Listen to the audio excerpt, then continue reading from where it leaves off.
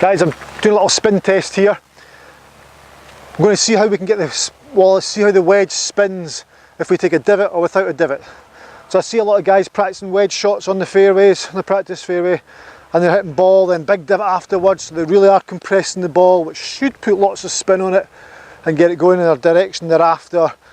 But it'll be interesting to see that if we can take some shots without a divot, with the club shallowing out a little bit more, let's see if that creates more spin or less spin. Okay, so I'm going to hit one just now. I've got Flightscope here, all set up. It's just started raining right now on my iPad, that's handy. So here we go, I'll take divot with this one. Okay, got a bit of a divot, wasn't really compressed as much as I'd liked. Spin rate on that was 5,500. Let's do one more, let's really get a divot in here. There we go. So this is one we'll test on, so that was ball turf strike, so I got a lot of divot in there.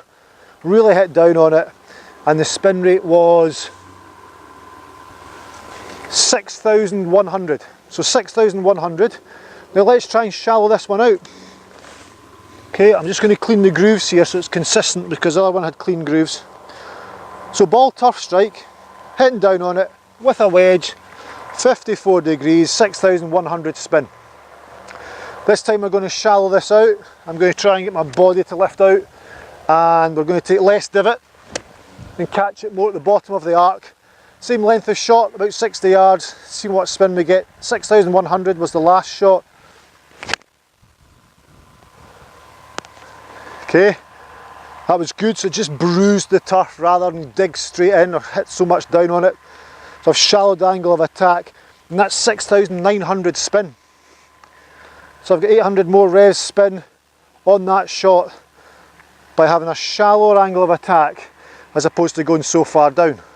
Okay.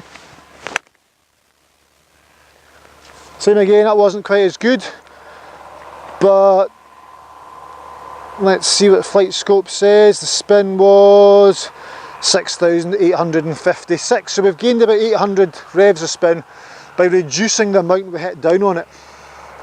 So when we trap it, we hit ball then turf. Yeah, of course it applies spin to it. There's a lot more force on it, but we don't seem to be getting the same amount of backspin as when we apply the natural loft to the ball and start using the grooves in the club as it's designed to do. The club's not really designed to go into the ground this direction, this angle, or they would have changed the lie angle of the club.